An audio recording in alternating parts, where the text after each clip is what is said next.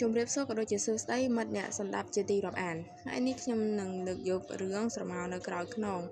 ដែលជាភាគទី4សូមរីករាយស្ដាប់ដូចតទៅ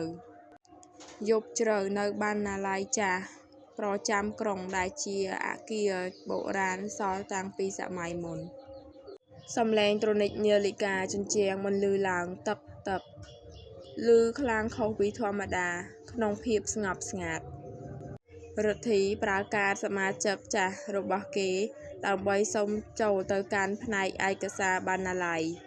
ដែលផ្ទុកទៅដោយកាសែតនិងរបាយការណ៍ប៉ូលីសចាស់ម្រាមដៃដែលញ័រតិចៗរបស់គេចាប់ផ្ដើមទាញថតឯកសារឆ្នាំ2016ចេញមកបន្ទាប់ពីរុះរកអស់ជិត2ម៉ោងភ្នែករបស់គេក៏ប្រទះនឹងចំណងជើងកាសែតដ៏ធំមួយសោកនាដកម្មត្រកូលវ៉ាន់ផ្ទះឈើបុរាណក្លាយជាភ្នក់ភ្លើងសមាជិក5នាក់ស្លាប់យ៉ាងអាណោចអាធមរដ្ឋីអានអត្ថបទទាំងដង្ហើមញាប់ក្នុងរបាយការណ៍បញ្ជាក់ថាមូលហេតុនៃអគ្គិភ័យគឺបណ្ដាលមកពីការឆ្លងចរន្តអគ្គិសនីប៉ុន្តែចំណុចមន្ទិលមួយដែលអ្នកកាសែតបានសរសេរទុកថាមានសាក្សីម្នាក់បានឃើញមនុស្សម្នាក់ឈរមើលអណ្ដាតភ្លើងពីចម្ងាយដោយមិនជួយសង្គ្រោះហើយសាក្សីនោះគឺជាអ្នកស៊ើបអង្កេតវ័យក្មេងម្នាក់ដែលកាន់រឿងក្តីនេះនោះគឺជាខ្ញុំមែនទេរដ្ឋីសឹកសួរខ្លួនឯងគេព្យាយាមសម្លឹងមើលរូបថតក្នុងកាសែតដែលថតជាប់មន្ត្រីប៉ូលីសជាច្រើននៅកន្លែងកើតហេតុក្នុងចំណោមនោះមានបុរសម្នាក់ឈរនៅជ្រុងម្ខាងនៃរូបថតទឹកមុខស្លេកស្លាំងសម្លឹងមើលទៅគំនោផេះផង់ដោយខ្សែភ្នែកដែលពោរពេញទៅដោយវិប្បដិសារីនោះគឺជាគេពិតមែនប៉ុន្តែនៅក្បែរគេមានបុរសម្នាក់ទៀតឈរក្បែរបុរសនោះស្លៀកឈុតខ្មៅពាក់មួកបិទបាំងមុខពាក់កណ្ដាលរំពេចនោះអំពូលភ្លើងនៅក្នុងបណ្ណាល័យចាប់ផ្ដើមព្រិលក្លិនស្ងៀមដែលគេធ្លាប់ធុំនៅក្នុងបន្ទប់ទឹកបានត្រឡប់មកវិញកាន់តែខ្លាំងរដ្ឋី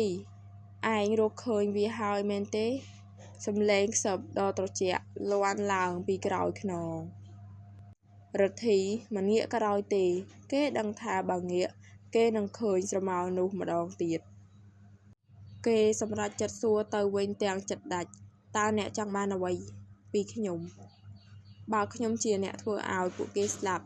ហេតុអីមិនសម្លាប់ខ្ញុំតាំងពីយប់ដំបូងទៅស្រមោលនោះមិនឆ្លើយប៉ុន្តែវាបានលើកដៃមកចង្អុលទៅកាន់កូនសោដែលច្រេះដែលដាក់លើតុរ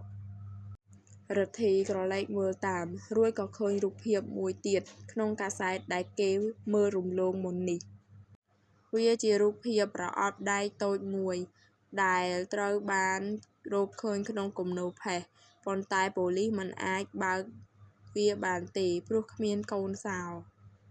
ប្រអប់នោះនៅឯណារដ្ឋីសួរភ្លាមនោះសំឡេងជើងដើរធ្ងន់បន្លឺឡើងពីក្រៅបន្ទប់ឯកសារ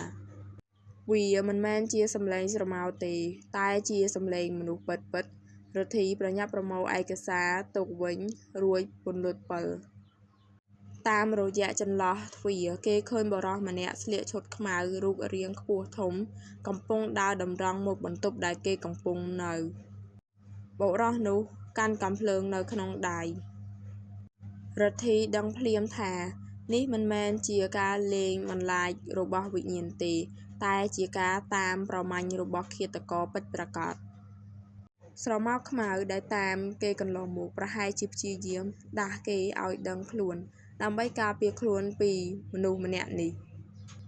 ចេញមករទ្ធីសំឡេងបុរសនោះបន្លឺឡើងយ៉ាងគ្រលួចកុំឲ្យការចងចាំរបស់ឯងនាំទុក្ខដល់ជីវិតដែលនៅសល់អីហុចកូនសោនោះមកឲ្យយើងរដ្ឋីដកដង្ហើមញាប់គេគ្មានផ្លូវចេញទេក្នុងភាពងងឹតស្រមោលខ្មៅនោះបានរំកិលខ្លួនមកក្បែរគេរួចចង្អុលទៅកាន់បង្អួចតូចមួយនៅខាងលើជឿខ្ញុំម្ដងទៀតទៅស្រមោលនោះខ្សឹបរដ្ឋីសម្រេចចិត្តលោតឡើងតោងបង្អួចនោះទាំងប្រថុយប្រថាន